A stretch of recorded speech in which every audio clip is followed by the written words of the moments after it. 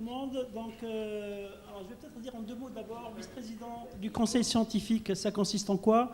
Au fait, ma responsabilité, c'est la stratégie en recherche et valorisation de l'université Joseph Fourier. Voilà, donc ce que je voulais faire, c'est surtout partager avec vous un point qui est un enjeu immense pour le site, c'est le premier point, et ensuite vous expliquer un petit peu notre stratégie par rapport au domaine de santé, particulièrement la stratégie de l'université Joseph Fourier qui est partagée avec nos autres partenaires.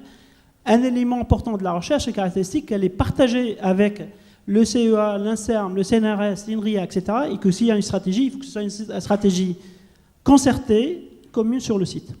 Alors, sur le premier point, l'enjeu qui impacte le site de manière très très profonde, et c'est un enjeu extrêmement important, c'est celui de la création de l'université unique, l'université Grenoble-Alpes, dont les échéances sont très très rapides, puisqu'il y a la loi qui a été promulguée le 22 juillet de cette année.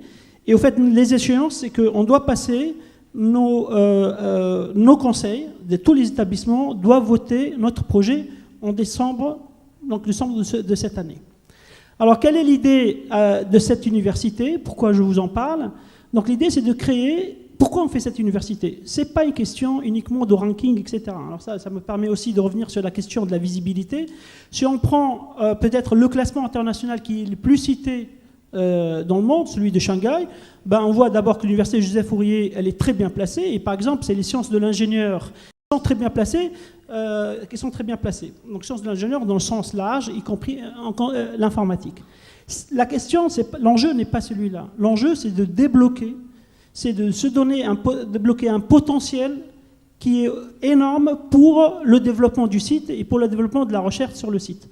Ceci vient, on a parlé ce matin, la question a été posée sur les liens entre santé et SHS.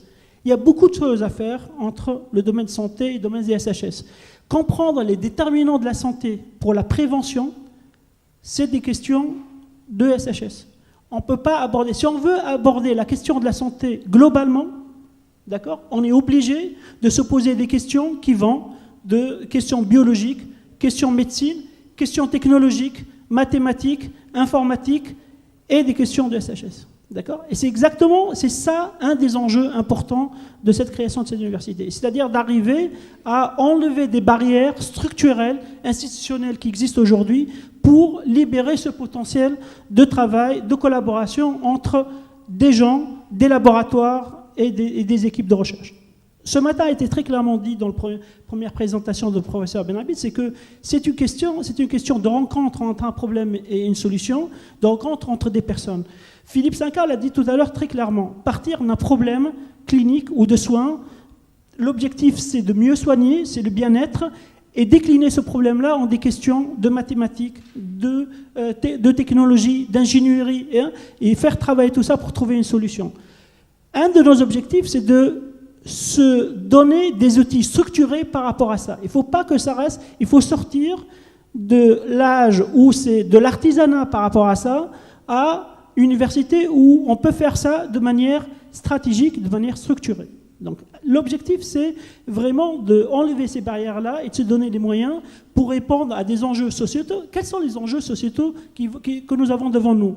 La santé et le bien-être, en est un. L'environnement, le changement climatique. Toutes ces questions-là, ce sont des questions intrinsèquement multi-interdisciplinaires. On ne peut pas y répondre en ayant une approche monodisciplinaire. C'est ça l'enjeu, c'est ça le enjeu principal derrière cette université. Donc ensuite, par rapport à la santé elle-même, nous, justement, on est tout à fait en cohérence par rapport à ça.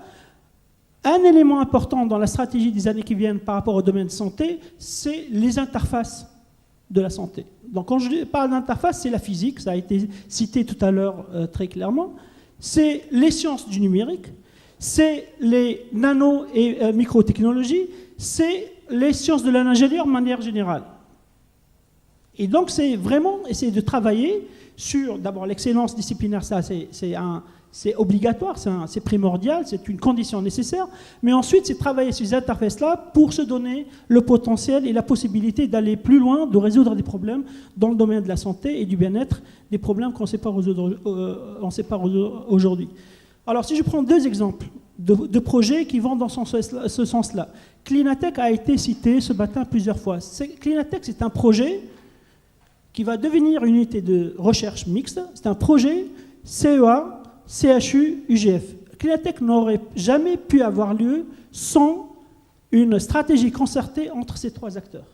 D'accord ? Ça ne serait pas possible avec sans les apports du CEA en termes de, au-delà des locaux, mais surtout des plateformes technologiques, mais aussi du savoir-faire en micro-nanotechnologie, du savoir-faire des enseignants et chercheurs de l'UGF et des praticiens de l'hôpital. Ça, c'est un exemple. Un autre exemple qu'on est en train de construire, c'est ce qu'on appelle le centre de recherche intégrative.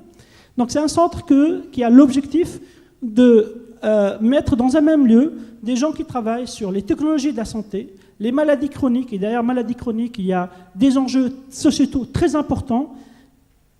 Il y a des statistiques qui disent que 70% des hospitalisations aujourd'hui sont liées à des maladies chroniques.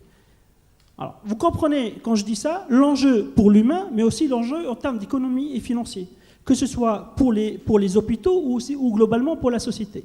Donc, mettre en commun des équipes qui travaillent sur les technologies pour la santé, les maladies chroniques et le vieillissement. Donc ça, c'est une chose. L'autre chose, c'est de mettre dans un même lieu des cliniciens, des gens qui font de la recherche clinique, qui font de la recherche en amont, et des entreprises. Pourquoi ? Ça a été tout à l'heure dit, ça a été très clairement expliqué. Dans la santé, il y a une spécificité en termes de transfert. C'est d'abord la cible qui est le soin, le patient. Donc, le rôle primordial de la recherche clinique et de l'hôpital par rapport à ça, mais aussi le rôle primordial de l'entreprise pour réussir ce transfert.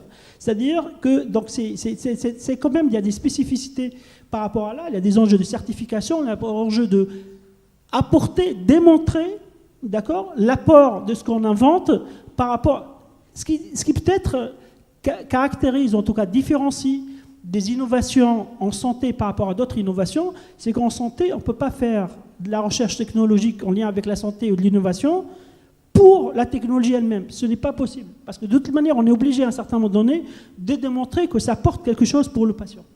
D'accord ? Voilà. Donc ça, c'est un autre projet sur lequel nous sommes en train de travailler, qui est donc un centre de recherche intégratif pour la santé, pour mettre ces éléments ensemble. Et un troisième projet sur lesquels on commence à réfléchir et qui va être, nous pensons en tout cas, déterminant pour la recherche en santé sur le site, c'est la question des données. D'accord ? Donc ça aussi, c'est un autre lien typiquement entre la santé, l'informatique et les statistiques, les mathématiques. Les données, maîtriser les données, aujourd'hui, est une clé très importante pour la recherche en santé dans l'avenir. Pourquoi ? Parce que la situation, alors il y a plusieurs instances, incarnations de cette question-là. Une, c'est que quand on prend par exemple les données qui existent aussi aujourd'hui en recherche, elles sont plutôt par pathologie.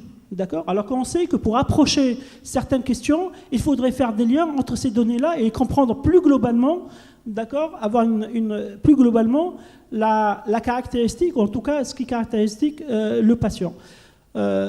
Il y a une explosion de données derrière ça, il faut mettre ces données-là ensemble, la cohérence, donc tout ça c'est d'enjeu. Un autre enjeu lié aussi aux données, c'est que quand vous voyez, il y a un patient qui passe par l'hôpital, il y a plusieurs types de données, il y a beaucoup de données, mais qui sont très difficilement, ou en tout cas ou pas du tout corrélées aujourd'hui. Alors que corréler ces données-là, ça donnerait des moyens aux médecins pour comprendre la pathologie et apporter le soin qu'il faut de manière beaucoup plus efficace.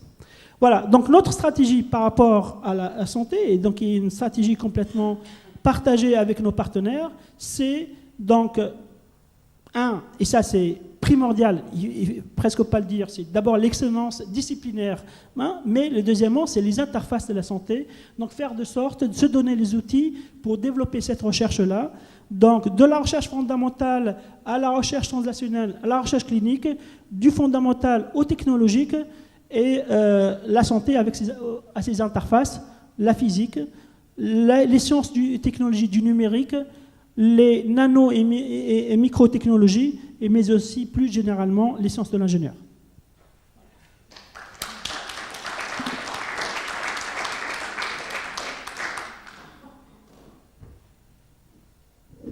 Merci, monsieur.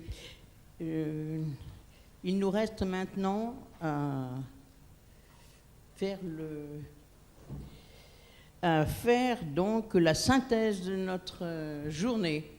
Et je demande à monsieur Bernard Pouillet de bien vouloir la faire. Monsieur Bernard Pouillet est président honoraire de l'université Pierre Mendès France et membre de notre académie.